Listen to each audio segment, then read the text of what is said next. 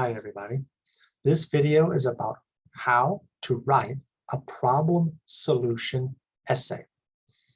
We're looking at academic essays and the standard essay structure, how to write about a topic where you present a problem and you discuss possible or potential solutions to that problem.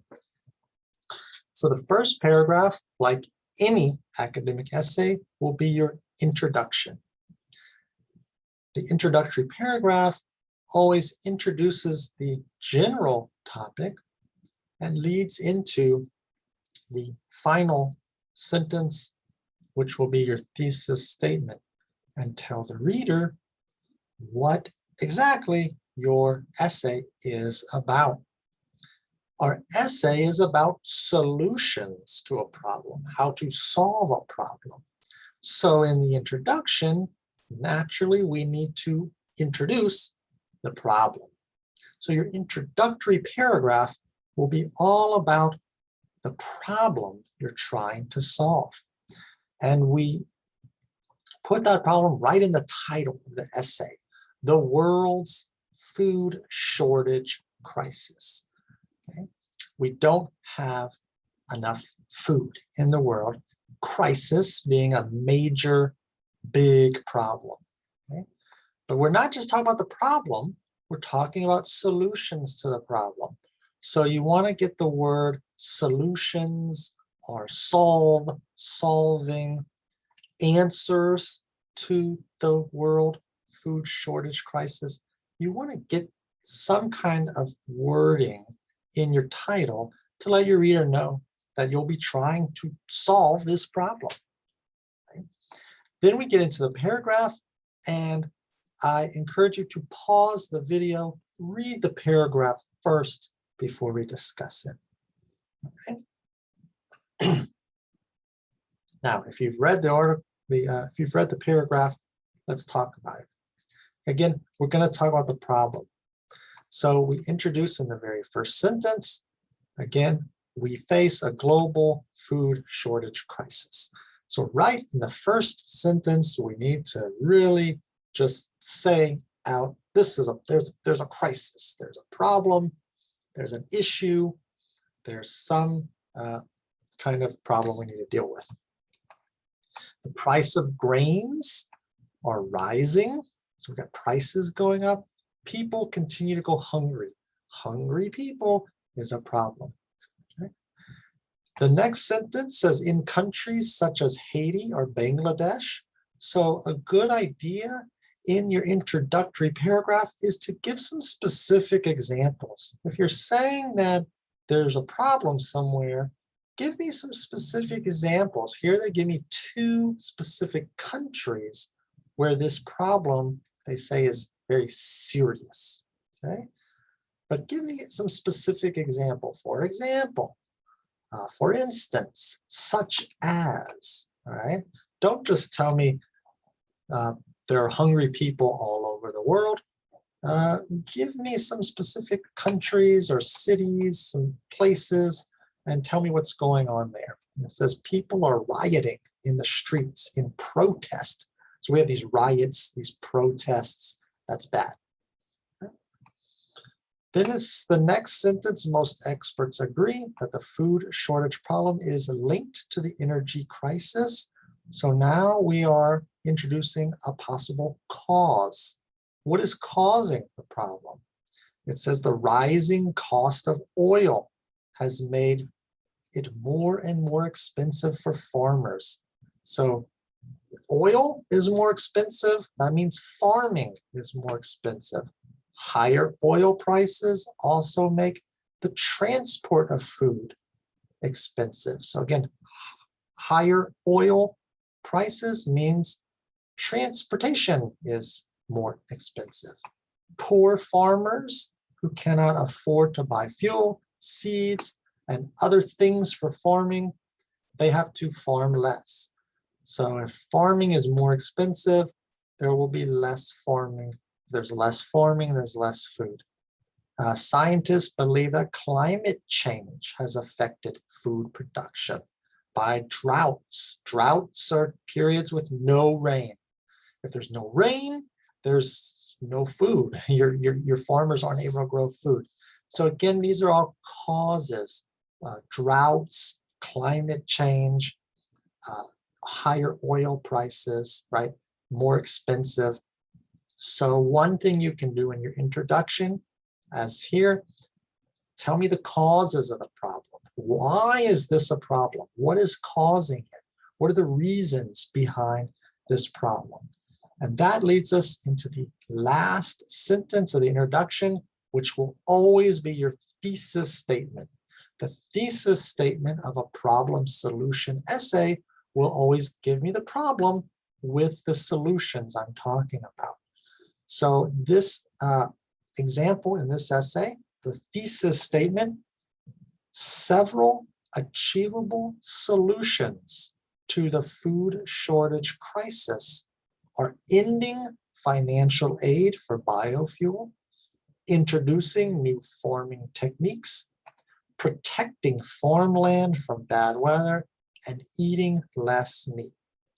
The thesis statement, it repeats the problem. It says food shortage crisis again. It will repeat the word solutions or solving. You know, there are several ways to solve this problem, but let me know that you are talking about solutions, not reasons, not causes, but solutions. And then what, specifically, what solutions will you be discussing? And here we see in this essay, they're going to talk about 4, right? Ending financial aid, new farming techniques, protecting from bad weather, eating less meat. So I know as a reader, I can expect at least 4 body paragraphs talking about these 4 solutions. And that's how you want your thesis statement to read. Okay? Each body paragraph will start with some kind of transition phrase to introduce the solution of that paragraph. So in the first body paragraph, I have the topic sentence, according to experts, one solution is to eliminate government policies that encourage the development of ethanol and other biofuels. So now I know that this paragraph will be talking about one solution, the first solution, okay? Getting rid of or eliminating government policies that encourage biofuels. We need to get rid of that. So everything in this paragraph will be about biofuels, right? The second body paragraph says, another solution is for scientists to develop new methods to increase crop production. So again, in the first body paragraph, we had one solution is. In the second body paragraph, we have another solution is.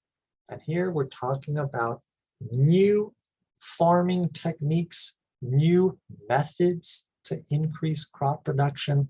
This whole paragraph will be about new ways of farming, right? Different ways to farm. Third body paragraph, in addition to increasing crop production, helping farmers protect their land against bad weather conditions is another possible solution to the food shortage crisis.